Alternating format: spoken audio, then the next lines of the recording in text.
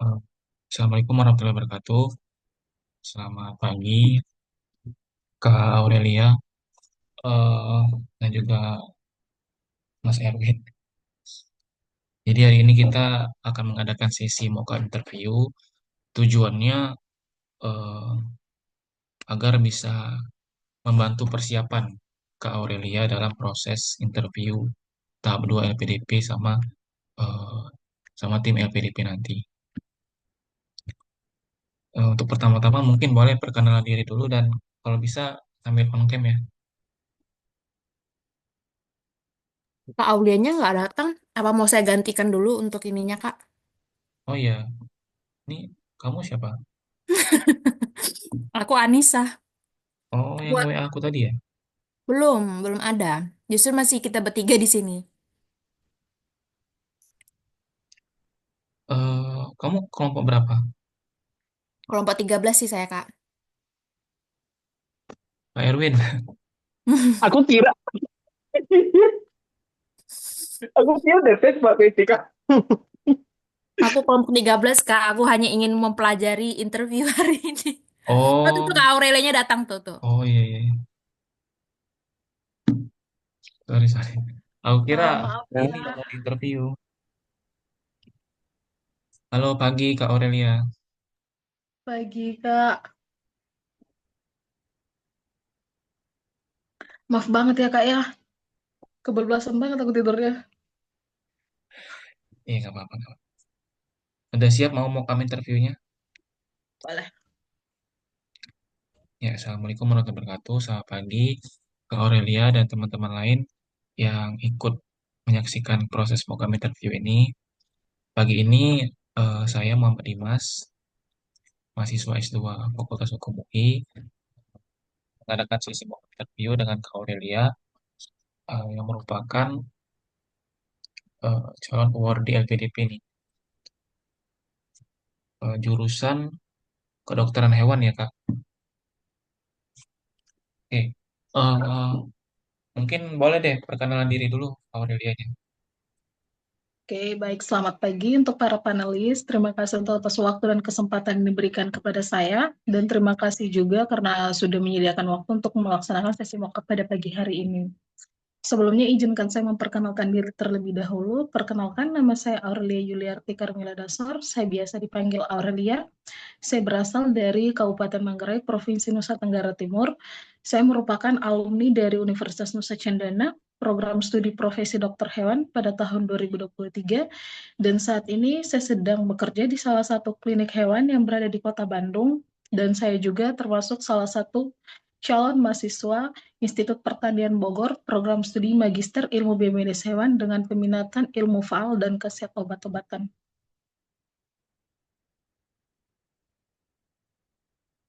Mohon maaf Kak, suaranya di mute.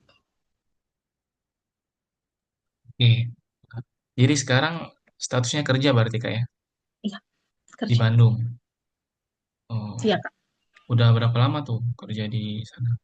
Kebetulan kerja dari awal tahun 2024 sampai sekarang. Berarti udah setahun lebih lah ya kerja di sana Iya, ya. benar. Sebagai Dokter praktisi. dokter praktisi. Itu swasta atau apa negeri? Kebetulan perusahaan swasta. Swasta. Em, ini rencana studinya nanti di mana Kak Aurelia? Rencana studinya di Institut Pertanian Bogor di PB. Di PB. Gak jauh lah ya dari Bandung ya. Eh, itu kenapa tuh tertarik untuk lanjut studi lagi? Kan udah kerja nih. Eh, dan Oke, baru setahun kalau juga kan. kalau untuk alasan kenapa harus lanjut studi, urgensinya itu adalah kebetulan di daerah saya pada tahun 2019 itu dilanda terkait dengan penyakit ASF. Itu adalah salah satu penyakit virus yang mengakibatkan kematian massal pada babi. Nah, 90% itu cara untuk mereka mempertahankan ekonomi itu dengan berternak. Nah, babi itu adalah salah satu ladang peternakan yang sangat menjanjikan karena babi itu digunakan untuk sebagai adat istiadat, kemudian untuk sebagai alat untuk mempertahankan hidup. Dan kenapa saya harus tetap lanjut studi?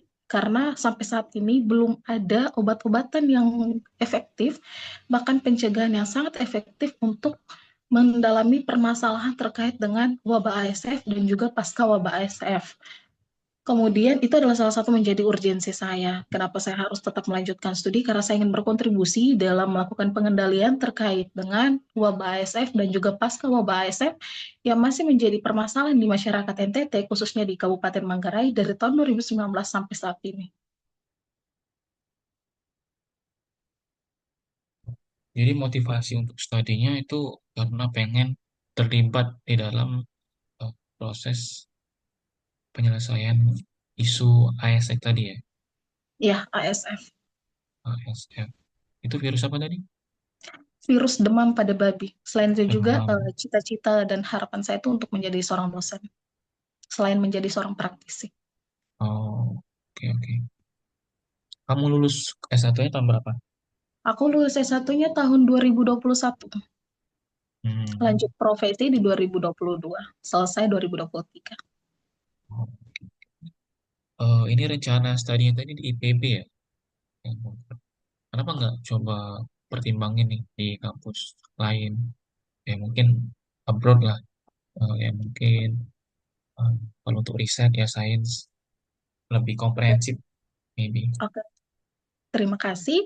Alasan saya memilih IPB itu yang pertama, IPB termasuk salah satu di mana Fakultas Kedokteran Hewannya itu termasuk Fakultas Kedokteran Hewan yang tertua di Indonesia dan dia juga terakreditasi unggul.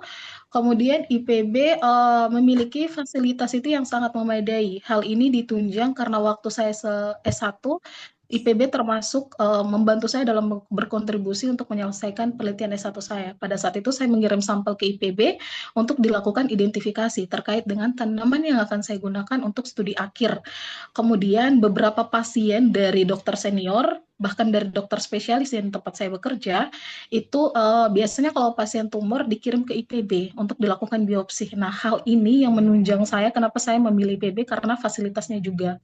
Kemudian jurusan untuk peminatan saya terkait dengan ilmu faal dan khasiat obat-obatan untuk di dalam negeri itu hanya ada di IPB untuk magister veteriner atau magister dari profesi dokter hewan. Kalau seandainya di jurusan di kampus lain, contohnya itu di UGM, memang ada farmakologi, tetapi dia nyatu dengan ilmu klinik. Memang pada dasarnya bahwa ilmu klinik itu tidak serta-merta dia sendiri berdiri sendiri, pasti berkaitan dengan farmakologi. Akan tetapi di sini untuk peminatan saya ingin lebih fokus ke farmakologi veteriner sehingga saya memilih IPB. Kalau di Unair, UB itu mereka lebih jurusan magister veterinernya itu terkait dengan kesehatan masyarakat dan juga ilmu penyakit dalam. Itu yang menjadi salah satu alasan utama sih kenapa pilih di IPB. Hmm. Kenapa nggak coba pertimbangin kampus luar negeri nih? Yang mungkin em, ya secara riset dan juga eh, penelitiannya lebih komprehensif dari kampus Indonesia.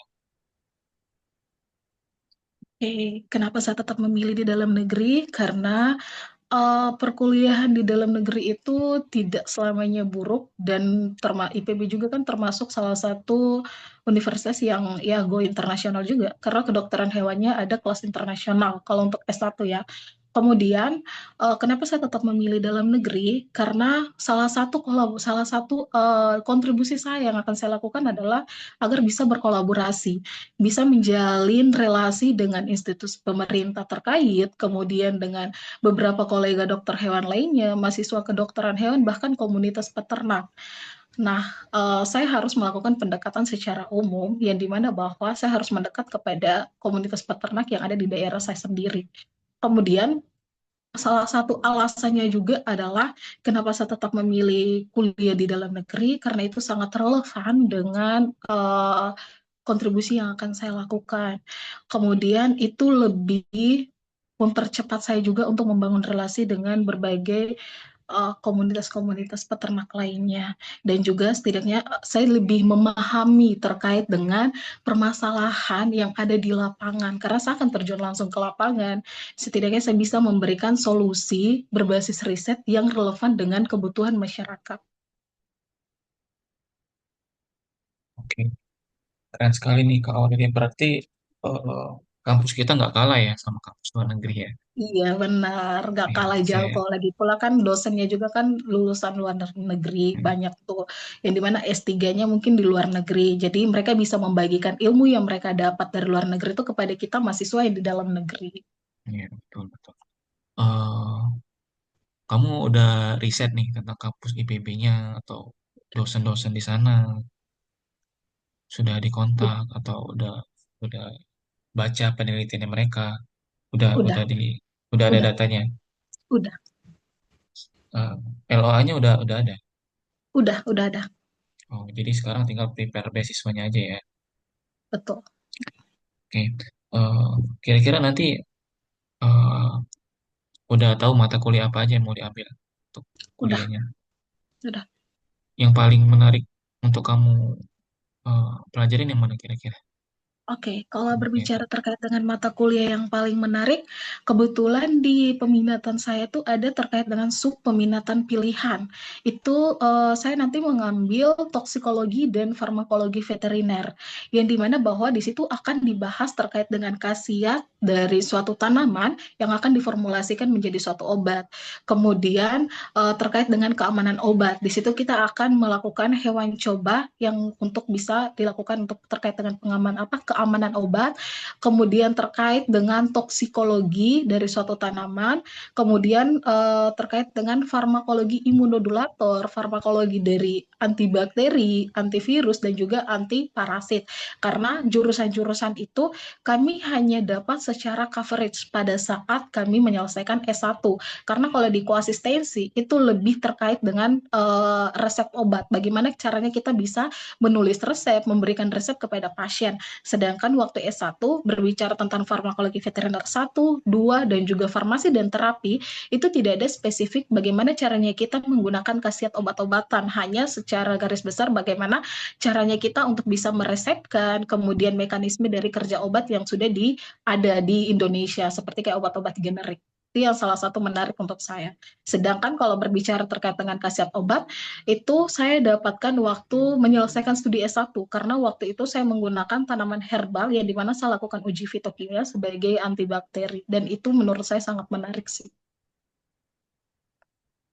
Eh, kalau terkait topik penelitian tugas akhirnya kira-kira udah kebayang belum bakal meneliti tentang apa? Udah, kebetulan masuk untuk di IPB itu kan harus ada sinopsis penelitian terlebih dahulu. Kalau untuk tesis saya itu berkaitan dengan uji efektivitas tanaman herbal kulit kayu metang atau Lunasia marablanco yang memiliki potensi sebagai imunodulator dan juga antibakteri terhadap pertumbuhan bakteri Staph E. coli dengan salmonella.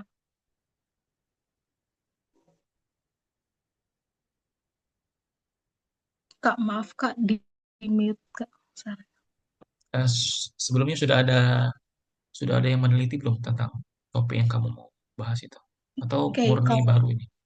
Kalau untuk sudah ada yang meneliti, kalau berbicara terkait dengan bakteri dan juga imunodulator, udah banyak yang meneliti. Tetapi kalau untuk dari tanaman yang saya gunakan itu belum ada penelitiannya sama sekali. Jadi ini murni penelitian kebaruan yang Hmm, berasal dari daerah saya sendiri. masih berarti masih baru ya. Iya, betul. Tapi kamu udah kumpulin data-datanya untuk penelitian nanti.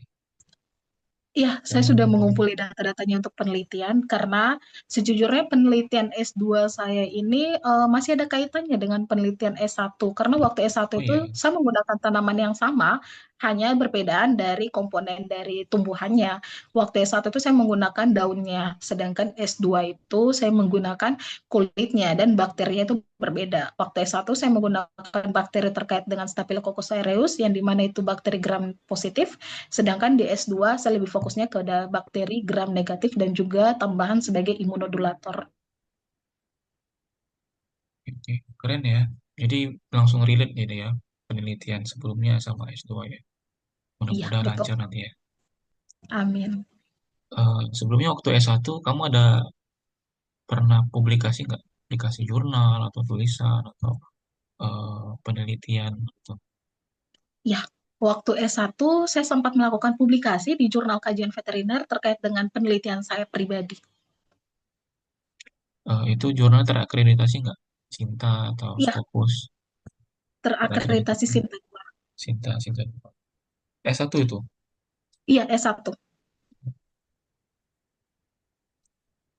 Untuk eh, nilai bahasa Inggrisnya cukup TOEFL atau IELTS.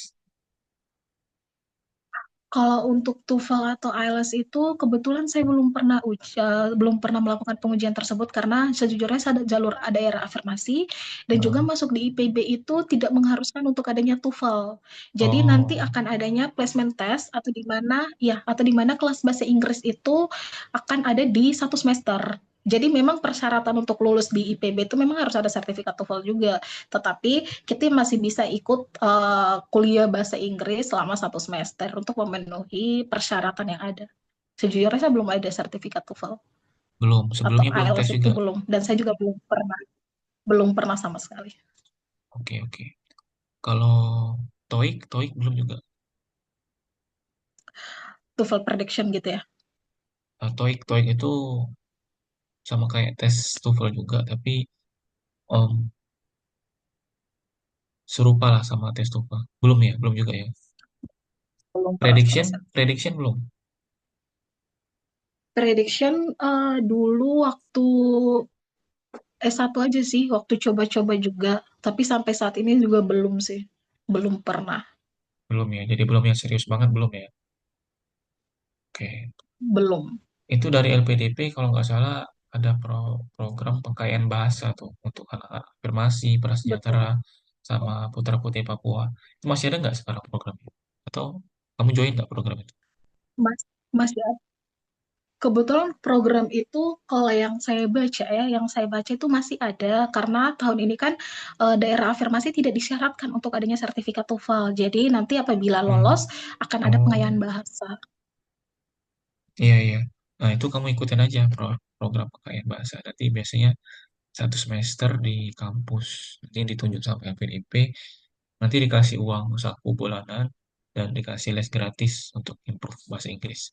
Penting tuh, karena kan penelitian kamu bagus nih tentang bakteri, dan siapa tahu kalau mau publish internasional, tulisan bahasa Inggrisnya harus bagus tuh, harus ya bisa dibaca sama peneliti luar negeri.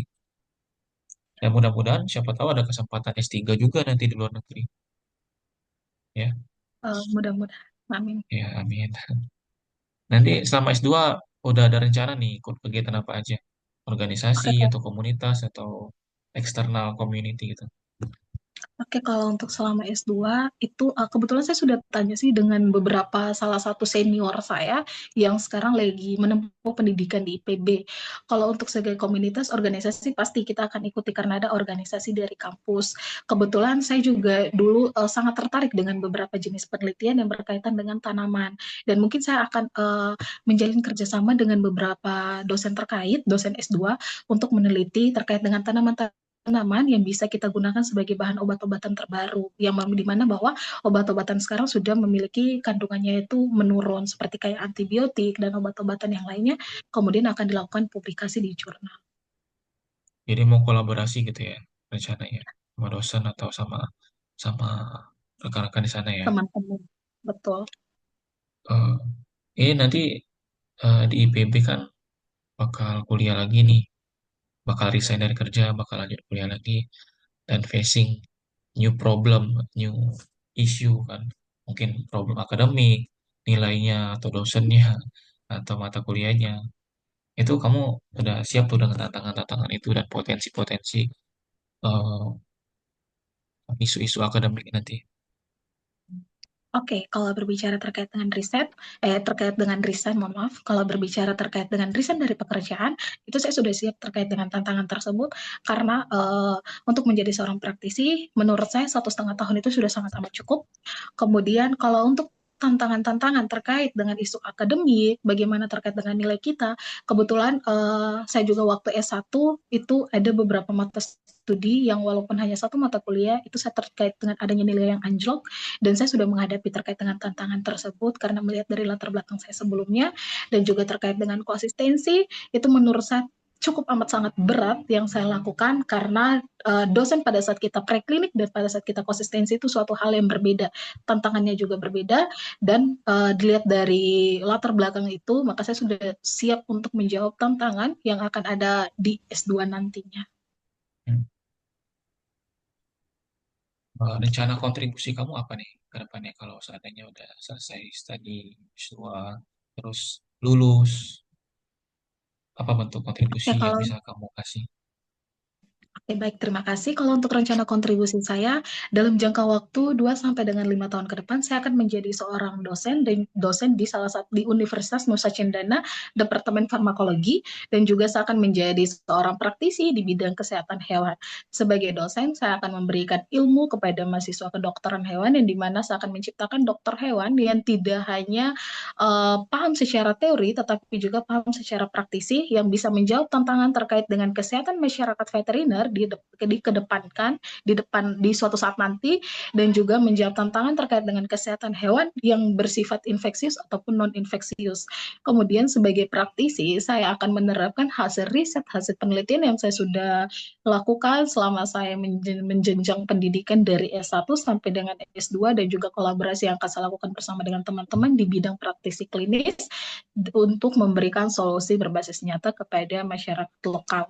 Kemudian dalam jangka waktu 5 sampai dengan 7 tahun ke depan itu saya akan berkolaborasi untuk membangun relasi dengan berbagai instansi terkait seperti instansi pemerintah, kolega dokter hewan, mahasiswa ke dokter hewan, dan komunitas peternak untuk memberikan suatu pelatihan mengenai bagaimana caranya kita menjawab tantangan ASF ataupun pasca wabah ASF itu dimulai dari biosafety dan juga biosecurity yang kuat, kemudian terkait dengan penggunaan obat-obatan dan juga terkait dengan pemahaman untuk pencegahan penyakit dini.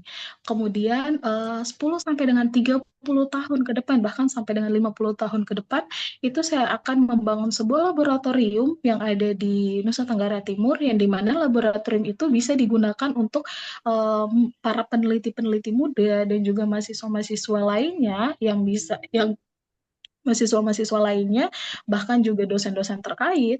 Kemudian laboratorium itu bisa digunakan untuk kita melakukan penelitian terkait dengan kegunaan dari bahan-bahan herbal yang bisa diformulasikan menjadi obat-obatan terkhususnya untuk kesehatan hewan.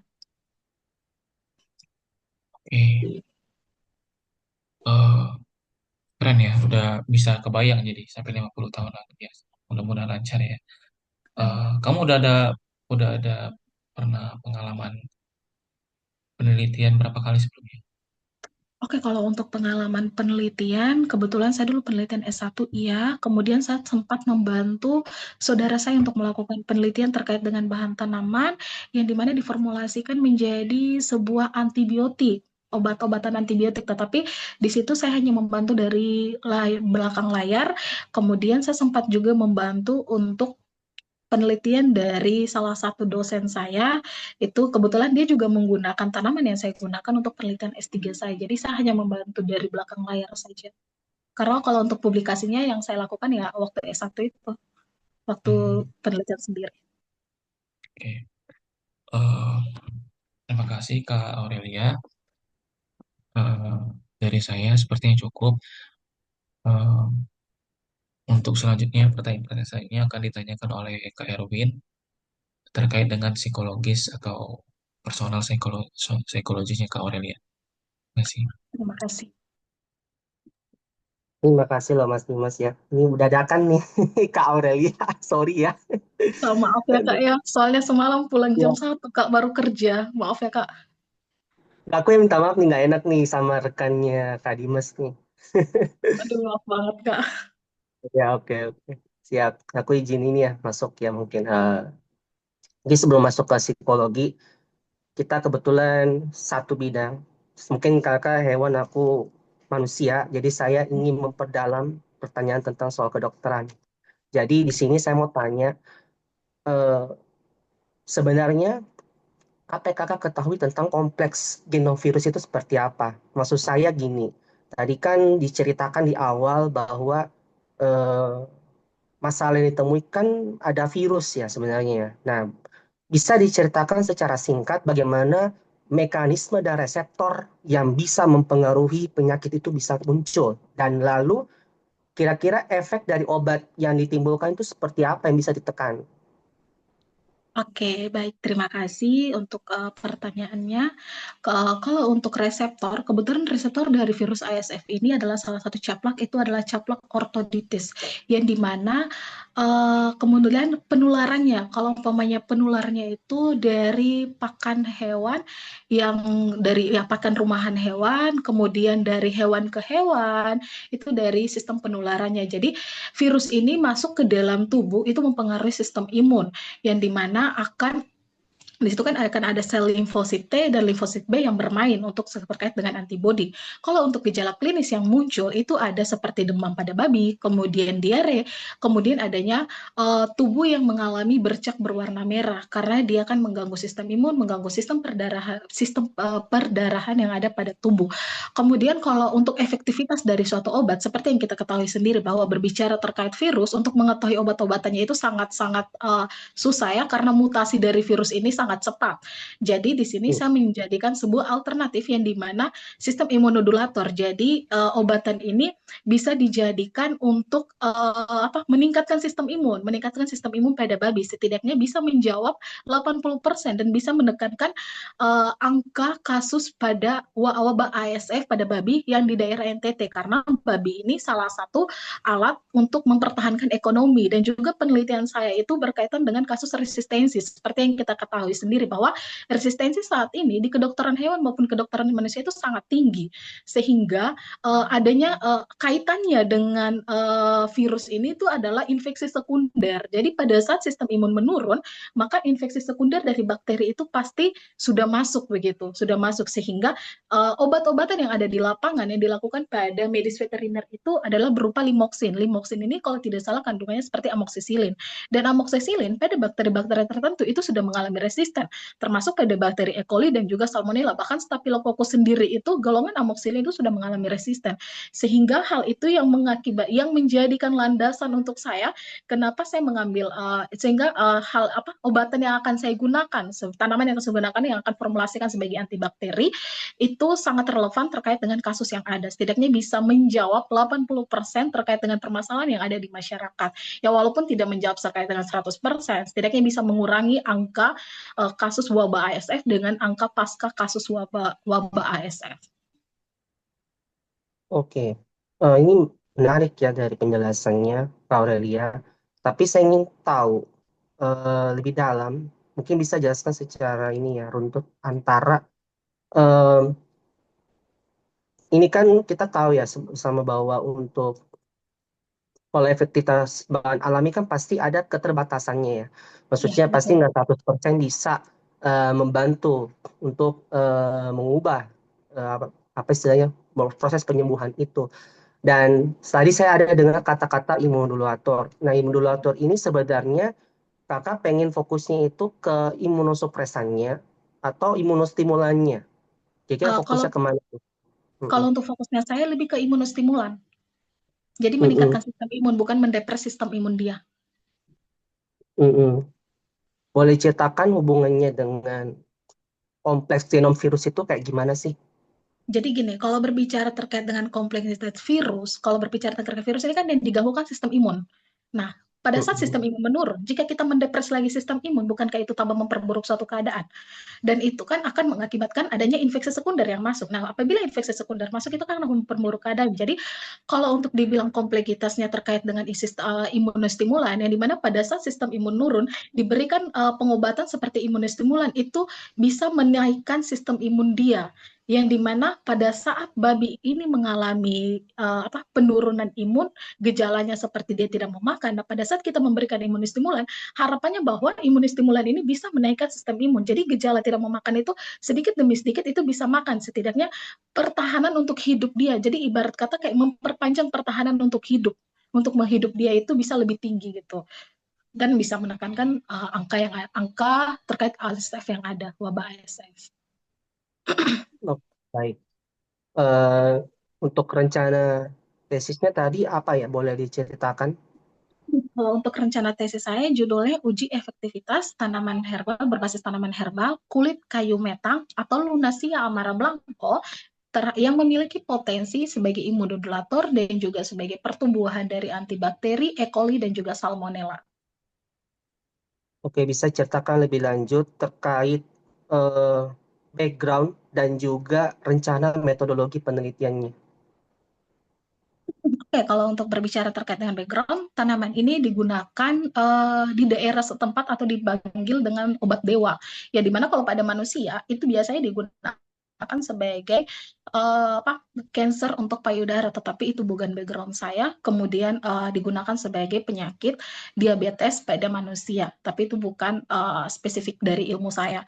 Kemudian kalau untuk pada hewan itu biasanya digunakan sebagai meningkatkan sistem imun, yang dimana pada saat hewan itu sudah mengalami penurunan nafsu makan, tanaman ini digunakan dan dicampur pada pakan pada hewan yang pada saat itu yang saya lihat, karena kebetulan nenek saya pribadi ya yang memiliki tanaman ini, kemudian saya melihat dari babi-babi yang dia miliki itu 3-4 hari kemudian dari awalnya nafsu makannya menurun menjadi mau nafsu makan. Kemudian dari awalnya hewan mengalami diare itu memiliki efektivitas sebagai untuk obat untuk stok diarenya pada saat itu. Yang saya lihat fakta yang di lapangan.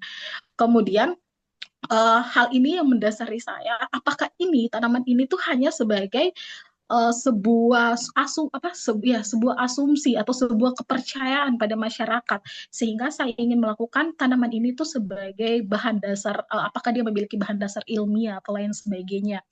Kemudian kalau untuk rencana metodologi, untuk metodologi di sini ada beberapa metode yang akan saya gunakan. Itu adalah metode maserasi atau metode ekstraksi, itu menggunakan dengan etanol 70%, kemudian dilakukan perendaman selama 3 hari, dan akan dilakukan penyaringan menggunakan kertas saring. Setelah itu kita lakukan evaporator atau evaporasi, yang dimana akan memisahkan kadar alkohol yang ada dengan kadar kandungan tanaman yang ada pada suatu tanaman.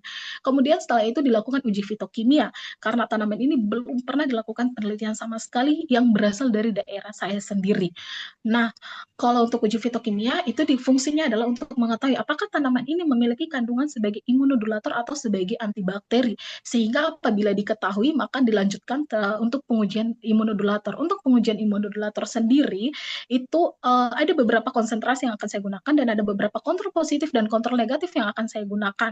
Kemudian di sini saya menggunakan hewan uji coba. Itu perbandingan antara sebelum dilakukan perlakuan dengan sesudah dilakukan perlakuan. Nah, kalau untuk kontrol positif, saya akan menggunakan levamisol, seperti yang kita ketahui sendiri bahwa levamisol ini adalah antihelmintik. Namun beberapa jurnal terkait mengatakan bahwa dia memiliki imunostimulan, sehingga itu bisa digunakan sebagai kontrol positif. Kalau untuk kontrol negatifnya, saya akan menggunakan Aquades. Kemudian kalau untuk perlakuan yang akan saya gunakan itu ada konsentrasi 5%, 10%, dan juga 20%. Kemudian kalau untuk antibakteri, metodologi yang penelitian yang saya gunakan itu dengan metode difusi cakram, yang dimana media yang akan saya gunakan kalau untuk salmonella itu dengan SSA, yang koloninya apabila dia terbentuk itu berwarna hitam. Kemudian kalau E. coli saya akan menggunakan media EMBA dan juga media Mekon K agar. Kalau EMBA itu berwarna hijau metalik, kalau Mekon K agar itu berwarna keunguan, lebih ke merah pink gitu, karena E. coli sendiri itu mampu memfermentasi laktosa. Kemudian untuk pengujian terkait dengan antibiotik, di sini saya menggunakan media MHA atau Muller-Hatton agar, yang dimana media ini dikhususkan untuk dilakukan pengujian seperti resistensi antibiotik. Kalau untuk kontrol positif yang akan saya gunakan itu ada chloramphenicol, golongan dari furnicolon, kemudian ada ampicillin, tetracycline.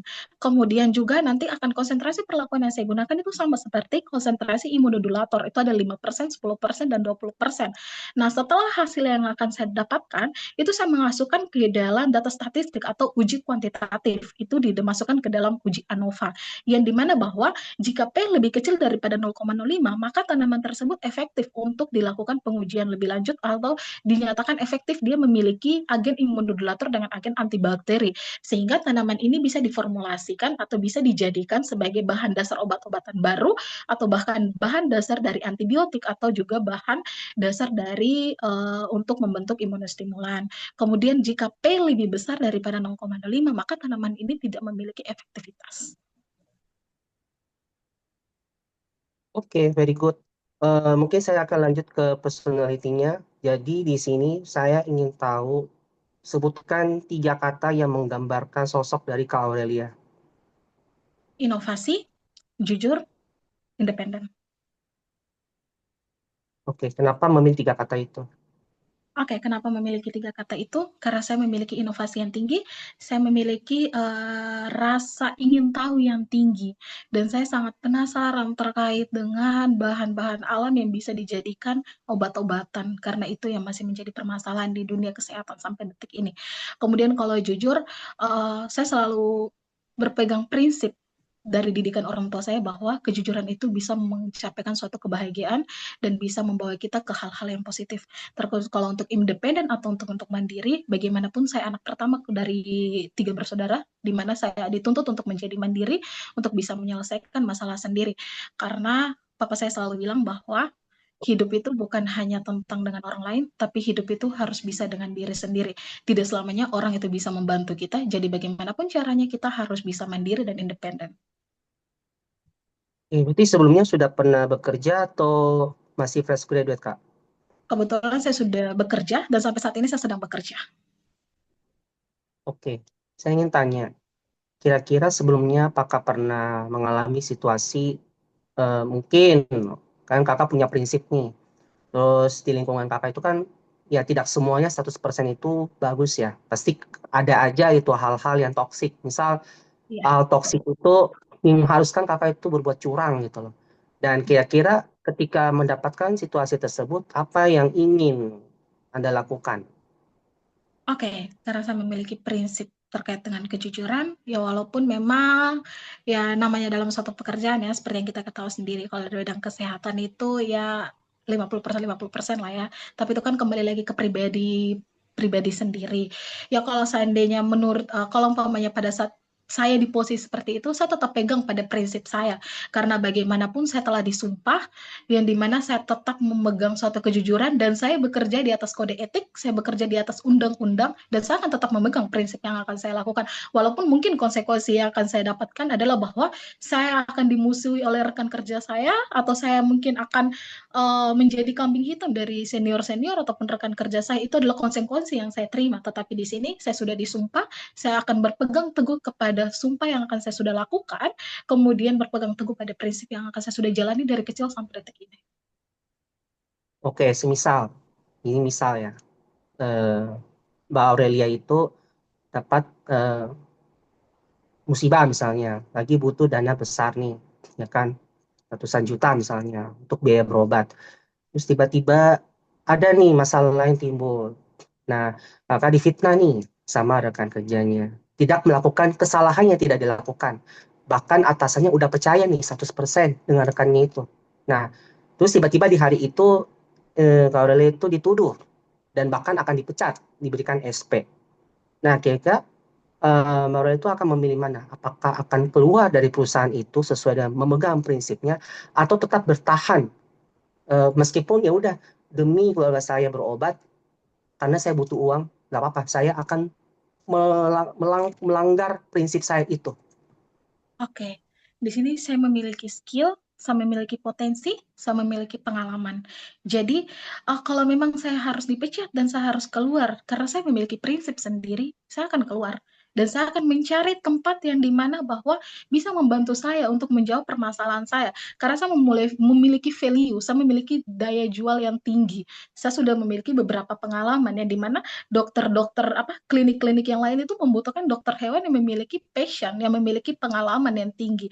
Dan saya sudah terjun ke dalam dunia praktisi itu selebih 1,5 tahun. Dan berbicara terkait dengan praktisi dunia kesehatan, apalagi dokter di kota zaman sekarang itu bermainnya itu tidak main-main kalau berkaitan dengan mental, dan mental saya udah kuat dan saya sudah paham bagaimana cara saya menghandle klien saya, bagaimana cara saya menghandle pasien-pasien saya, dan menurut saya memiliki value tersebut. Jadi saya tidak perlu untuk mempertahankan diri di tempat yang dimana bahwa saya sudah dimusuhin atau mungkin melanggar prinsip yang saya sudah kenakan dari kecil. Oke, baik. Eh, di sini saya akan tanya lebih lanjut.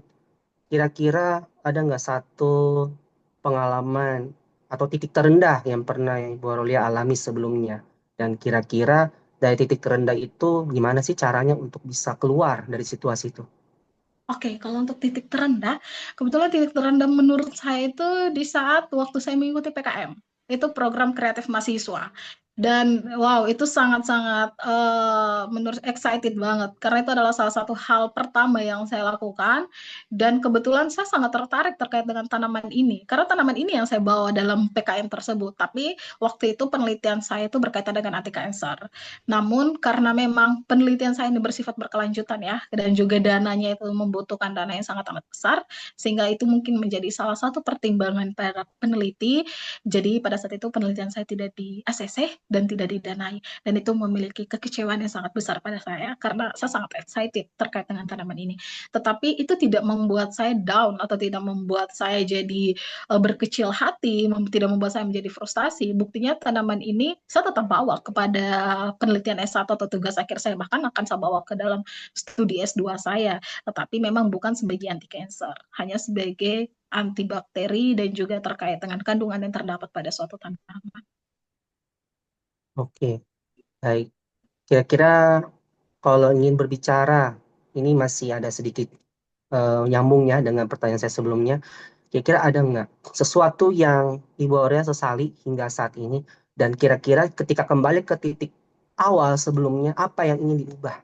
Ada nggak yang ingin diubah? Kalau hal yang disesali sampai detik ini tuh belum ada sih, Kak. Belum ada ya? Iya. Yakin? Iya, kalau umpamanya hal yang disesali itu selain terkait dengan PKM kemarin itu belum ada. Kalau terkait dengan bidang studi, sejujurnya saya tidak pernah menyesali akan ada di posisi itu karena itu adalah proses pembelajaran. Dan kalau memang mau diubah, saya tidak akan mengubah terkait dengan hal itu. Tanpa adanya hal-hal tersebut yang saya dapatkan selama perkuliahan, mungkin saya tidak bisa menjadi detik ini. Saya tidak akan bisa menjadi orang yang bisa menghandle segala hal, orang yang bisa menghandle dirinya sendiri. Jadi menurut saya tidak menyesali terkait dengan hal-hal tersebut. Jadi hal itu adalah proses pembelajaran saya menuju kedewasaan. Oke. Apa yang Ibu Aurelia apa yang Ibu Aurelia bayangkan di masa yang akan datang? Oke, di masa akan datang saya akan menjadi seorang dosen yang profesional, kemudian menjadi seorang praktisi yang bisa menjawab terkait dengan kesehatan-kesehatan hewan ataupun menjawab terkait dengan kesehatan masyarakat veteriner. Karena seperti yang kita ketahui sendiri bahwa 90% penyakit itu berasal dari hewan ke manusia. Dan setidaknya saya bisa menyelamatkan manusia dari hewan, menyembuhkan hewan, penyakit sumber utama yang menyebabkan penyakit pada manusia. Kemudian ke depannya saya akan berkolaborasi dengan berbagai komunitas terkait, calon kolega saya berkaitan dengan mahasiswa-mahasiswa saya, dan ke depan itu saya bisa menekan angka resistensi antibiotik, kemudian angka terkait dengan wabah ASF. Jadi perekonomian masyarakat itu lebih stabil. Kemudian yang akan datang saya akan memiliki laboratorium, tapi laboratorium ini bukan milik saya pribadi karena ini adalah kolaborasi dari berbagai kolega, berbagai instansi. Setidaknya laboratorium ini bisa digunakan untuk melakukan penelitian terkait dengan khasiat dari bahan-bahan alam yang ada di Indonesia yang bisa digunakan sebagai bahan dasar dari obat-obat. Oke, tapi jika seandainya Ibu Aurelia belum berkesempatan menjadi keluarga besar dari LPDP, kira-kira untuk kontribusi ini apakah tetap akan dilanjutkan atau dihentikan sementara? Oke, kalau kontribusi yang akan saya lakukan tetap saya akan lanjutkan. Tetap saya akan lanjutkan karena bagaimanapun saya akan kembali ke daerah asal saya. Saya tidak selamanya untuk berada di kota besar. Saya tetap kembali ke daerah asal dan saya tetap berkolaborasi dengan berbagai instansi, kolega dan juga komunitas peternak.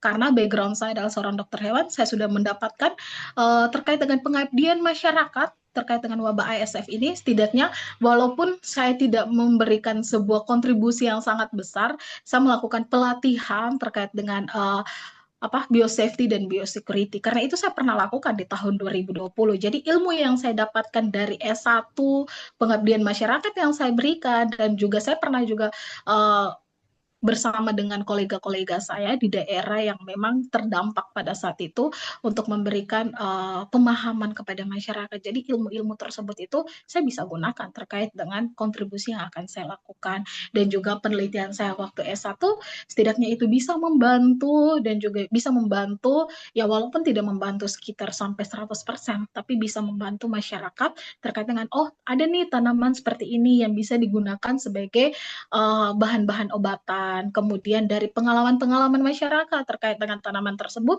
yang dimana bisa dijadikan sebagai imunostimulan, setidaknya itu juga bisa menggambarkan dan bisa saya lakukan untuk kontribusi saya. Oke, ini satu pertanyaan terakhir dari saya sebelum diakhiri. Sebutkan satu sosok inspiratif yang membuat Ibu Aurelia itu bangga dengan beliau tersebut. Sosok inspiratif tersebut adalah orang tua saya sendiri, papa saya. Saya bangga memiliki orang tua seperti mereka karena papa saya itu selalu gigih dalam segala hal.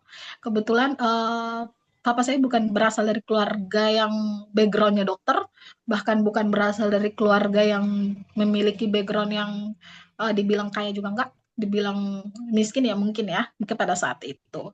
Tapi papa saya selalu berjuang sendiri walaupun memang dari SMP, SMA sampai dengan kuliah beliau berusaha sendiri tanpa privilege tanpa bantuan dari orang tua karena orang tuanya itu telah meninggal pada saat SMP. Kemudian itu yang menjadi role model saya karena melihat dari kegigihan orang tua bahwa orang tua saya mampu berdiri sendiri, kenapa saya tidak gitu. Sedangkan orang tua saya sudah mengajarkan bahwa sifat kemandirian itu seperti apa. Jadi itu adalah membuat yang saya bangga dan membuat saya sampai detik ini itu selalu bisa memegang prinsip-prinsip yang saya ada. Karena dari kecil saya sudah dilatih untuk berprinsip dan saya sudah dilatih untuk menjadi mandiri itu seperti apa. Oke, cukup dari saya. Mungkin ada ingin ditanyakan atau kata terakhir disampaikan. Oke, kalau untuk yang ingin saya tanyakan terkait dengan, oh ya Kak, saya ingin bertanya kalau umpamanya closing statement itu baiknya gimana ya Kak? Oke, ini kalau untuk real substansi mungkin sebaiknya ajukan closing statement aja. Kak, Oke, silakan Mbak Rodia. oke kalau eh, ini pertanyaan atau gimana Kak? Mohon maaf. Jadi kalau ketika ditanya seperti itu, bilang izin Bapak Ibu apakah boleh saya memberikan closing statement saya. Jadi Ah, nggak usah bertanya lagi gitu. Silakan oke. Kak. Kalau untuk closing statement, terima kasih untuk atas waktu dan kesempatan yang diberikan kepada saya dan terima kasih juga karena sudah meluangkan waktu untuk make up pada hari ini. Harapan saya bisa diterima menjadi bagian dari LPDP karena saya memiliki visi dan misi yang sejalan dengan LPDP. Kemudian saya ingin berkontribusi lebih banyak untuk daerah saya dengan bantuan dari LPDP. Oke, silakan untuk meninggalkan Zoom meeting jangan lupa untuk mengisi form evaluasi yang telah disiapkan oleh tim LPDP di akun websitenya. Oke, ini sudah berakhir untuk sesi mockupnya. Mungkin untuk yang pertama silakan Kak Dimas memberikan feedback kepada Aurelia. Silakan. Ya, terima kasih Pak Edwin. Kalau dari saya, secara keseluruhan Kak Aurelia sudah menguasai lah ya, sudah menguasai topiknya, sudah tahu alasan kenapa mau lanjut studi, sudah tahu juga topik-topik penelitian akan diteliti nantinya.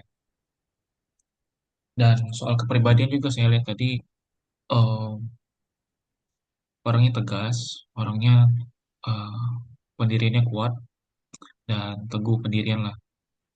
Saya harap ini tidak hanya ada di sesi mock-up aja atau sesi untuk interview biar lulus PDP aja, tapi benar-benar dari Kak Aurelianya eh, itu dari niat hatinya itu benar-benar ingin membangun Indonesia, ingin memberikan kontribusi nyata untuk negeri kita, terutama di bidang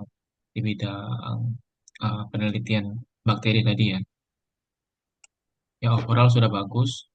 Eh, Mungkin lebih lebih ini aja sih kalau dari saya feedbacknya lebih ramah aja ke interviewernya, lebih senyum dan jangan terlalu tegang gitu, jangan terlalu tegang pada saat sesi interviewnya. Kalau memang Kak Aurelia sudah sudah paham nih, sudah tahu apa yang mau apa yang mau dikejar, apa yang mau diteliti, terus sudah paham juga kenapa milih kampus tersebut, sudah tahu rencana ke depannya. Jelaskan secara lugas dan santai aja. Tapi mungkin karena ini sesi interview mock up ya, jadi masih masih latihan ibaratnya. Mudah-mudahan Iya, kami berharap sesi mock up interview ini bisa benar-benar ngebantu Kak Aurelia nih, agar nanti bisa diterima sebagai model. Dari saya terima kasih cukup. Kak. Pak Erwin ada tambahan? Sorry, dari Kak Aurelia ditanyakan dulu ke Kak Dimasnya. Kalau umpamanya dari segi cara menjawab, kemudian kalau dari segi kamera udah pas belum ya Kak? Udah kalau dari saya sih udah cukup komprehensif lah jawabannya tadi terkait pertanyaan yang saya tanyakan tadi. Untuk itu juga kamera udah mungkin lebih banyak itu aja senyum dan lebih apa lebih welcome aja gitu sama interview. Terima kasih Kak. Ya. Oke, izin masuk ya, Kak Dimas. Oke, gimana nih tadi perasaannya pas aku bertanya nih? Eh, Shock sih Kak. Maksudnya kayak nggak expect juga, apalagi kan aku tahu kakak backgroundnya juga dokter gigi ya. Aku nggak expect kalau kakak yang sebagai introvert aku gitu. Dan memang sebelumnya udah baca-baca juga sih kak. Dan ini sejujurnya mock up pertama sih, agak Oke, speechless juga. iya, iya. Tapi kalau aku lihat sih secara substansi udah bagus cara penyampaiannya. Cuma kayak terburu-buru tadi yang pas Iya, bagian akademik gitu loh. Maksudnya kalau udah jawabannya yakin bener nggak usah kayak keburu-buru orang gitu loh. Udah santai aja, slow, ya kan? Karena maksudnya ya kalau kita semakin gugup, terburu-buru, justru akan semakin dikejar iya gitu. Jadi betul. kayak kita tenang aja jawabnya. Ya selama kita jawabnya pakai data, terus juga kelogisannya masuk, udah nggak masalah. Tadi kan pas yang jelasin soal metodologi riset, saya kan bilang bagus, very well. Artinya kan memang sesuai. Kayak misalnya maserasi, terus kayak evaporator. Jadi mestinya pengalamannya sama dengan aku yang lakukan sebelumnya juga. Jadi memang seperti itu penjelasannya dan cukup detail kan spesifik. eh Cuma tadi pas yang penjelasannya Dimas tuh modulator, nah itu menurut saya masih kurang spesifik tuh kan maunya yang mana nih, mau yang sifatnya imunosupresan atau yang stimulan ya kan, pengen meningkatkan atau ingin Mendepresi. memperlambat kan. Itu tadi makanya aku coba tanya nih, kira-kira ngerti nggak kenapa cuma secara general disebutkan, itu aja sih. Terus tadi apa ya? Tadi kayak pertanyaan yang soal apa sih namanya yang mekanisme itu sebenarnya udah bagus ya tadi penjelasannya, sederhana, bisa dimengerti juga mungkin sama orang awam ya.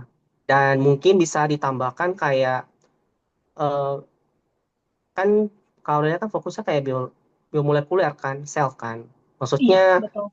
eh, kan pasti kan ada istilah, nggak tahu kalau dia pernah dengar nggak, kayak istilah upstream downstreamnya gitu loh. Kayak misal reseptor ini ketika dia berikatan, bagaimana sih dia bisa eh, apa istilahnya menghambat gitu loh, atau misalnya dia meningkatkan gitu loh. Kan Iya betul Kak. kan, mekanisme kerja sel kan pasti beda-beda ya di Iya setiap betul. organ target kan.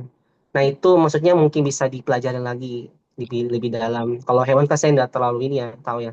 Tapi kalau di pengalaman aku biasanya aku jelasin kayak nanti kan misalnya dia akan berikatan nih antara reseptor ini dengan ligan ini. Nanti kalau setelah itu dia akan membentuk kompleks ini, ya kayak gitu sih yang masih kurang, ya kan? Itu aja. Terus inovasi. Nah mungkin kalau ditanya soal inovasi, mungkin bisa lebih ceritakan kayak gini. Inovasi yang misalnya kalau Lena kan gunakan sekarang, sorry tadi apa namanya? Yang bahan alamnya? Kayu metang Kak, Lunasia ambra blanco. Kayu metang. Nah maksudnya kira-kira penelitian kayu metang ini apakah sudah ada sebelumnya? Kalau memang sudah ada, kira-kira variabel atau hal apa yang kebaruannya ingin diteliti? Misal sebelumnya, oh sudah pernah diteliti terkait ini, tapi untuk mengenai variabel ini itu belum pernah misalnya. Nah ini saya mau tahu nih bagaimana efektivitas kerjanya, terutama pada babi gitu loh. Misal kayak gitu. Atau misal untuk bahan kayu metang ini sebenarnya saya tertarik karena kandungan yang dimiliki kayu metang ini ada kurang lebih mirip dengan misalnya tanaman lain, efektivitasnya sama. Misalnya aku contoh nih dulu, misalnya Mm-mm. kandungan flavonoid, misalnya kan pada penelitian sebelumnya kan untuk bisa mendeteksi adanya pewarnaan, misalnya warna Ya. muncul warna merah itu kan misalnya dari buah naga kan, aku mau ngecek nih plak gigi nih, dan sebelumnya sudah ada penelitian nih menggunakan buah naga, ya kan?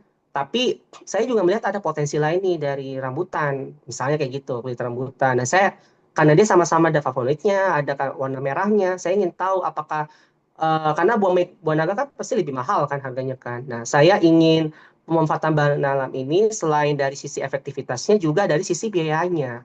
Harganya pasti lebih jauh lebih murah untuk misalnya penelitian risetnya gitu loh. Ya kan?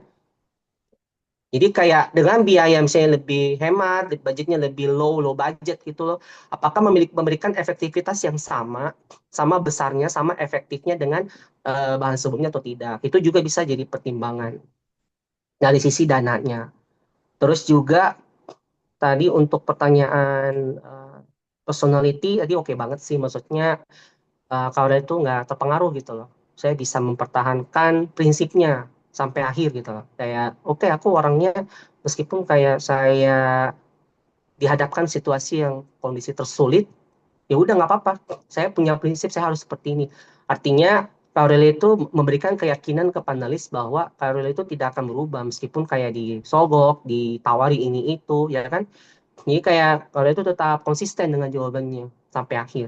Bahkan kayak sempat ditawarin ini itu tetap kembali ke kontribusi. Itu sih keren. Oke, dari Kak Aurelia ada yang ditanyakan dulu nggak?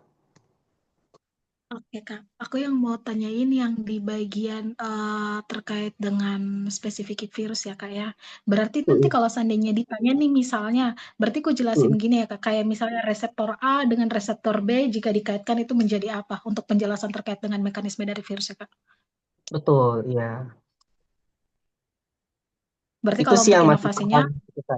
Inovasinya, oke. ah, Kalau untuk inovasinya, kebetulan kan tanaman ini kan di luar negeri juga ada, kemudian di Sulawesi juga ada, tetapi kan nama mm-mm. apa ya, nama kampungnya tuh beda-beda. Dan aku Iya ada betul. baca di beberapa literasi kalau suhu kelembapan cuaca itu sangat berpengaruh. Ya walaupun Betul, memang betul. walaupun memang kayak misalnya sudah dilakukan penelitian, tetapi kan untuk di daerah saya sendiri itu belum pernah dilakukan penelitian terkait dengan tanaman ini. Apakah itu bisa Mm-mm, menjadi jawaban untuk terkait dengan inovasi, Kak? Jadi membuat suatu perbandingan antara dari daerah A dengan daerah B. Karena kebetulan waktu S1 saya mau mm-mm, menjadikan Kah Cahyani pada tahun 2014 itu skripsi dia itu jadikan bahan mm-mm, rujukan. Karena dia mm-mm, menggunakan tanaman ini sebagai, tapi daunnya itu sebagai bakteri E. coli. Dan itu memiliki mm-mm, efektivitas. Namun waktu itu saya tetap melakukan uji fitokimia, Kak. Uji fitokimia, walaupun mm-mm, memang dia ada pengujian fitokimia, tapi perbandingannya adalah di tanaman yang saya gunakan itu ada saponinnya, tetapi di tanaman mm-mm, yang Cahyani gunakan itu kadar saponinnya ada tetapi sedikit gitu, dan juga mm-mm. kadar steroidnya juga ada, tetapi di tanaman yang saya gunakan tuh kadar steroidnya tidak ada. Jadi kesimpulannya bahwa berarti bisa ya Kak kalau untuk menjadikan suatu perbandingan terkait dengan hal itu. Sebenarnya bisa aja sih. Cuma ya biasanya sih kalau aku pun juga pernah ini ya tanya-tanya ke rekan-rekan yang lain juga. Biasanya kalau Indonesia kan kurang lebih mirip-mirip untuk kondisi cuacanya gitu loh. Kan Ya, tropis kan. Kecuali iya kalau betul. perbandingan luar negeri itu beda jauh. Karena Iya kan betul. subtropis bukan tropis kan. Nah Iya itu. betul. Jadi jangan sampai nanti ada penulis yang berpikir. Tapi kan kurang lebih kan Indonesia kan daerah tropis kan. Pasti ada mirip-mirip lah. Jadi eh, karena memang ada beberapa penelitian tertentu. Mungkin kalau dari sisi cuaca, kelembapan, pasti beda-beda tipis. Jadi kayak mungkin dilihat dari yang benar-benar yang pembedainya itu apa. Gak apa-apa, maksudnya kalau untuk jawaban yang di awal diangkat itu nggak masalah, boleh juga. Cuma pastikan bahwa eh, dari sisi cuaca kelembapannya itu benar-benar berbeda. Jadi eh, jangan hanya disampaikan mungkin dari sisi apa ya, secara general, tapi mungkin ada perbedaan angka spesifiknya. Misalnya kalau yang penelitian sebelumnya seperti ini, mungkin bisa dibandingkan dengan penelitian yang lain. Mungkin bisa dilihat kali. Jadi kayak, oh ternyata cuacanya kalau segini, kalau di daerah sini itu, oh beda nih hasilnya. Itu boleh kalau mau kayak gitu. Tapi jangan hanya bilang sekedar oh karena beda daerah jadi kayak hasilnya berbeda. Karena belum tentu. Siapa tahu mungkin dari penelitian ada yang sama, tapi ada yang beda karena benar-benar dia punya tingkat kelembapan sama cuacanya itu benar-benar berbeda atau beda signifikan. Itu sih. Siap. Oke, terima kasih Kak. Ya, sama-sama. Ada lagi mungkin dari Kak Aurelia? Oke, oh iya Kak, misalnya nih ditanya pakai bahasa Inggris sejujurnya ya Kak, saya juga ngerti bahasa Inggris sih, tapi speaking saya sangat-sangat kurang Kak. Makanya saya belum berani untuk mencoba TOEFL prediction, bahkan untuk TOEFL-TOEFL yang lainnya tuh saya belum berani Kak. Bahkan masuk di IPB dulu, saya selalu melihat kalau umpamanya ada sertifikat TOEFL-nya, mungkin saya akan non LOE ya. Terus kalau misalnya nih Kak ditanya bahasa Inggris, kalau seandainya uh, kita menjawab pertanyaan mereka menggunakan bahasa Inggris, tapi kita minta izin untuk menjawab bahasa Indonesia itu bisa nggak sih, Kak? Boleh, nggak apa-apa. Tapi maksudnya izinnya pakai bahasa Inggris juga. Iya, pakai bahasa Jadi Inggris kayak juga kita gitu. menyamakan dengan Heeh. bahasa mereka juga kan, Iya, kayak gitu. menyamain bahasa mereka, tapi Jadi maksudnya kalau izinnya misalnya mereka menolak, ya nggak apa-apa, kita lanjut aja effort kita dulu sampai di mana kita bisa, batasannya di mana. Nanti kalau Oke. misalnya kita udah mentok banget, izin, saya ingin menjelaskan lebih detail, tapi apa istilah bahasa atau kata yang ingin saya sampaikan masih kurang nih, vocabnya kurang, boleh nggak gitu. Oke, Kak, siap. Iya.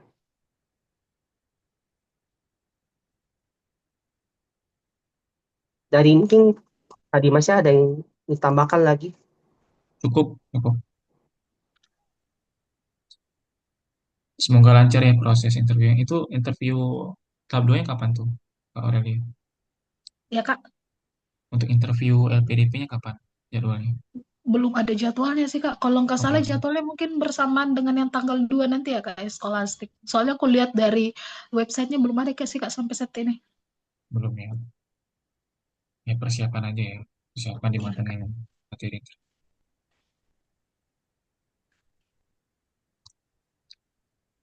Oh, Kak Erwin masih ada lagi mau ditanyain? Nggak ada ya? Dari saya udah cukup. Dari Arimasya, kalau misalnya mau ditutup, disilakan. Ya, oke. Eh, Terima kasih untuk sesi interview pada hari ini, Kak Aurelia, Kak Erwin, dan juga teman-teman lain yang sudah join dalam proses ini. Mudah-mudahan teman-teman yang nonton juga bisa lancar proses interviewnya nanti. Semoga semuanya bisa diterima sebagai awardee LPDP. Kata Oke, itu Kak Anissa mau bertanya tuh tadi Mas. boleh, boleh. Open mic aja. Oke. Iya Kak, izin bertanya karena tadi Kak Erwin menyinggung tentang masalah toksik dengan hubungan kerja. Nah, kebetulan, aduh gimana ya Kak, saya tuh sebenarnya banyak mengalami fase-fase ini. Dari saya kuliah sampai saya pernah kerja, saya tuh pernah ada di posisi itu. Terutama waktu saya kuliah, jadi to be honest, saya tuh lulus tuh 7 tahun Kak. Jadi saya tuh lulus 7 tahun dan saya nggak pernah bolos, nggak pernah apa ya, nggak pernah eh berniat untuk main-main lah dalam kuliah itu gitu. Tapi karena waktu skripsi itu ya saya mendapatkan dosen yang cukup toksik gitu. Makanya saya mau nanya jawaban apa karena saya memang menuliskan saya kuliahnya 2014, lulusnya 2021. Karena proses panjang itu tadi ke Erwin gitu. Jadi selama 4 tahun skripsi saya itu dipersulit Kak. Saya kan punya dosen dua nih Kak ya. Yang satu yang perempuan itu yang lumayan strict sama saya. Yang satu lagi itu tuh susah dihubungin. Jadi susah dihubungin kan. Jadi digantilah berapa bulan nggak ada respon dan dia juga melakukan treatment itu kepada rata-rata mahasiswanya termasuk teman-teman saya bahkan junior dan senior. Kemudian sudah diganti, saya dapat lagi lah dosen yang satunya. Yang satunya tuh juga gitu susah dihubungin yang gimana ya 8 bulan tuh WhatsApp saya nggak pernah dibalas dan sebagainya macam gitu. Baru dosen saya yang perempuan ini tuh ya toksik juga gitu dan nggak ngasih support. Kadang juga kayak menekan, kadang suka apa ya nyindir-nyindir masalah pribadi kayak rambut kamu gini gini gini. Pokoknya secara itulah gitu. Nah, mungkin karena pada saat itu ya Allah tuh mungkin masih sayang ya sama saya gitu. Jadi pada akhir-akhir kita semua mau di DO, alhamdulillah tuh wakil dekan dan dekan saya itu kasih intervensi secara pribadi untuk ngelindungin saya gitu. Karena memang di akhir-akhir tahun ketujuh itu saya sering curhat sama dekan sama wakil dekan saya, tapi mereka tuh selalu bilang hubungin hubungin hubungin. Tapi mungkin sampai ke sini ya saya dibantu dan teman saya tuh 25 orang tuh di DO Kak gitu. Tapi alhamdulillah saya lulus gitu.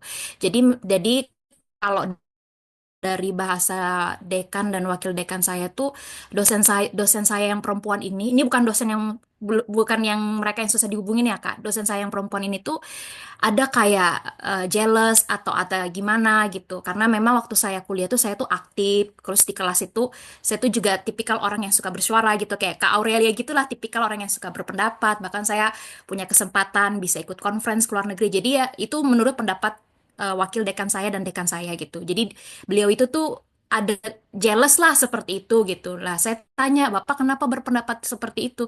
Ya saya tahu karena saya ini lama bekerja sama dia, dia tuh bawahan saya udah tahu sifatnya dia tuh begitu gitu. Nah, cuman saya tuh takut gitu loh Kak menyampaikan ini ke pihak LPDP apabila apabila nanti pihak LPDP itu menanyakan ini dan saya menceritakan ini tuh takutnya itu menjadi bumerang buat saya gitu. Nah, ini nih kira-kira gimana ya Kak untuk menjawabnya. Kemudian untuk di tempat kerja, saya pun pernah di fase yang masa percobaan itu saya dipitnah juga dengan senior saya dan akhirnya saya nggak bisa lanjut di masa percobaan saya gitu. Karena mereka memfitnah ke atasan saya waktu itu saat seminar saya tuh ngefoto materi baru diposting ke IG. Padahal sebenarnya pada saat itu tuh saya moto materi karena mata saya tuh minus Kak. Jadi saya itu moto hanya untuk membaca, tapi saya nggak ada mempublis kayak materi-materi itu. Jadi hal itu tuh dibesar-besarkan dan pada akhirnya saya nggak bisa melanjutkan pekerjaan saya karena atasan saya itu di Hong Kong. Jadi saya itu berhubungan dengan supervisor saya itu secara virtual, tapi waktu itu ada ditugaskan untuk kayak ada webinar apa seminar lah di Jakarta seperti itu. Nah, mungkin saya nggak akan menjelaskan masalah pekerjaan ya, tapi yang saya takutkan itu Kak Erwin untuk di kuliah itu sih gitu. Takutnya gimana saya menjawabnya Kak gitu. Kak, Baik, mute ya. sebelum saya jawab, mungkin dari Kanimas ada yang ingin sampaikan dulu.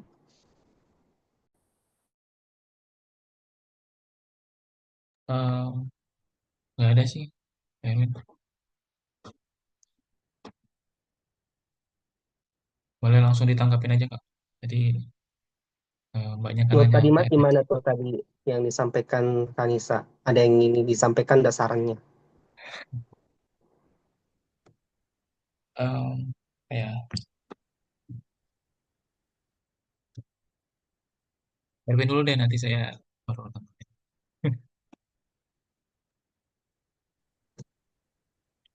Oke, baik. Nah, di sini saya ingin menanggapi ya yang ditanyakan oleh Kanisa ya. Jadi gini, sebenarnya nggak ada masalah kalau kita ingin menceritakan, ya kan, masalah kita itu. Cuman yang menjadi pertanyaan adalah apakah Kanisa itu sudah menerima atau tidak kondisi tersebut? Karena gini, sebenarnya kan kalau untuk psikologi itu kan kita pengen tahu nih apakah kita itu orangnya itu bisa konsisten sih sama pribadi kita sendiri. Kita itu mudah berubah-berubah nggak? Gitu loh. Kalau memang kita tipikal seperti itu, sampaikan aja, ya kan? Nah, terus apakah kita sudah menerima, sudah bisa move on dari masalah itu atau enggak? Karena gini, kalau misal seandainya Kak Nisa kuliah mendapatkan situasi yang sama, persis dengan S1, itu kan ada bentuk trauma sendiri kan? Itu yang maksudnya nanti akan jadi batu sandungan. Artinya EPDP mempertanyakan itu, pengen tahu nih, Kak Nisa itu bagaimana sih cara menyelesaikan masalah yang sama nantinya yang akan datang. Karena jangan sampai, oke, mungkin Kak Nisa sudah berhasil nih melewati masa-masa itu, tapi kayaknya masih belum move on nih. Kayaknya masih ke bawah, ke bawah, ke bawah. Akhirnya ketika masa itu datang, trauma, terus kayak jangan-jangan ini kan ini ya, jangan-jangan atau misalnya nanti ke depannya kabur atau misalnya menghilang atau tidak berusaha untuk mencari solusi. Nah, lebih bagusnya sih kalau misalnya yang Kanisa lakukan itu adalah mencoba refleksikan dirinya sendiri dulu. Apakah saya sudah memaafkan masa lalu saya? Ya kan, ketika saya sudah memaafkan masa lalu saya sudah menerima. Nah, kan pasti kan Kak Nisa akan mencoba menceritakan dulu saya bisa selesaikan masalah saya itu gimana sih? Apakah memang waktu itu melapor ke dekannya, terus dibantu, terus usaha yang lain apa aja nih yang dilakukan? Jadi misalnya meskipun kayak, oke saya dosen saya waktu itu toksik nih, dia susah dihubungin lah, iri sama saya lah, tidak suka sama saya lah. Tapi saya nggak menyerah, saya nggak mau berlarut-larut dalam kondisi itu. Saya ingin mencoba cari solusi jalan keluar. Misalnya saya ingin mengembalikan mental saya supaya jadi lebih naik, ya kan? Terus juga saya bisa eh, bersemangat untuk menyelesaikan studi saya. Saya tetap belajar dengan giat. Saya tetap tidak tidak terpengaruh dengan omongan-omongan dosen itu, dengan respon-respon yang negatif itu. Nah, itu yang Kak Aulia sampaikan, Kak Nisa sampaikan, ya kan? Kak Nisa sampaikan cara bisa keluar dari fase itu gimana. Nah, habis itu ketika Kak Nisa sudah berhasil bangkit, kan Kak Nisa kan sudah berhasil bangkit kan sekarang kan? Udah bahkan di dunia kerja udah ini, udah mungkin menurut saya pandangan saya mungkin sudah mulai survive ya. Cuma mungkin karena masih ada ke bawah pas S1, jadi pas dunia kerja dapat masalah yang sama lagi nih. Dapat masalah yang sama lagi ketemu dengan lingkungan yang sama. Tiba-tiba dikeluarin di fitnah dan lain sebagainya. Jadi eh, aura positifnya itu ketutup sama pikiran negatifnya. Jadi kalau boleh saya saran, jadi selain tadi move on, sampaikan bahwa yakinkan ke interviewer bahwa nanti ketika saya studi, ketika saya mendapatkan masalah yang sama, saya bisa selesaikan. Saya tidak akan saya tidak akan menyanyiakan studi saya karena dari pengalaman saya. Nah, sampaikan tuh pengalaman sebelumnya saya pernah ikut seminar internasional dan lain sebagainya. Itu adalah salah satu bukti saya untuk bisa move on gitu loh dari situasi yang menyulitkan saya karena aku juga jujur pernah ada di posisi itu. Jadi saya ceritakan sedikit ya dulu ya. Jadi kayak pas dulu S1, ini nggak tahu ya. Semoga bisa memberikan insight buat Kanisa ya. Saya dulu waktu ikut lomba PKM, ya kan. Saya kan ikut 2 kali, ya kan. Yang pertama 2017 sama 2018. Nah, saya ingat sekali saya nggak mau sebut nama, tapi intinya waktu itu saya masih ingat banget. Saya ketika waktu awal-awal presentasi dikatain, ah kamu itu presentasi kamu tuh jelek banget. Itu ngomongnya bukan face to face ya, di depan umum. Aku disampaikan kayak gitu. Kamu tuh jelek banget loh presentasi kamu. Kamu kayak nggak layak lolos deh. Gituin. Sampai saat itu saya sadar, oke, saya nggak mau dendam sama dosen saya. Saya harus saya harus buktikan bahwa tahun depan kalau saya ikut PKM lagi, memang waktu itu saya mengakui bahwa saya gagal. Saya gagal sampai ke tahap nasional. Oke, nggak apa-apa. Saya buktikan bahwa saya akan belajar. Saya memang presentasi saya jelek banget. Saya nggak bagus cara penyampaian saya. Orang tidak mengerti yang saya sampaikan. Bahasa saya terlalu rumit. Oke, saya akan belajar dari kesalahan saya. Terus tahun berikutnya 18, saya ikut lagi PKM. Saya coba. Terus kayak, dan puji Tuhan saya berhasil gitu loh. Lolos sampai nasional bahkan sampai juara. Tapi tahu nggak yang bikin saya kesal banget? Sampai saat ini saya masih ingat dulu kan disampaikan di awal bahwa saya dijanjikan akan ikut exchange ke Korea Selatan waktu itu berempat kan dengan tim saya. Terus kayak eh, waktu itu kan cuma yang diizinkan berangkat kan katanya cuma ketua sama mungkin ada tambahan satu karena ada juara kan. Cuma yang saya kesal adalah waktu itu kan dibilang, oke bagi yang maksudnya punya prestasi internasional boleh ajukan ini apa istilahnya sampaikan bahwa nanti akan dibantu untuk keluar gitu loh, akan diberikan biaya tiket gitu loh. Ternyata enggak, saya kayak merasa di PHP nih sama dosen saya katanya dijanji ya kan kalau bisa berprestasi internasional saya bisa nih ke luar negeri gitu loh. Waktu itu presiden ke Korea. Karena bagi saya layak kok tim saya berangkat semua. Kan saya yang pertama kali menyumbangkan emas waktu itu di prodi saya, ya kan? Akhirnya karena ada tim lain, ya dia kebetulan anak dari wakil dekan itu waktu itu. Jadi kayak saya keselnya kenapa tim itu bisa berangkat banyak gitu loh. Kenapa tim saya cuma dua? Nah, itu kan tidak adil kan, tidak fair menurut saya, unfair. Nah, akhirnya banyak banget Kak, banyak banget kita hadapi orang kayak gitu. Nah, akhirnya saya berjanji kepada diri saya sendiri, suatu saat saya akan ke Korea Selatan dengan cara saya sendiri. Dan saya buktikan kemarin 2024, saya benar-benar ke Korea Selatan, saya seminar internasional, itu pas sampai di Korea Selatan saya menangis gitu loh.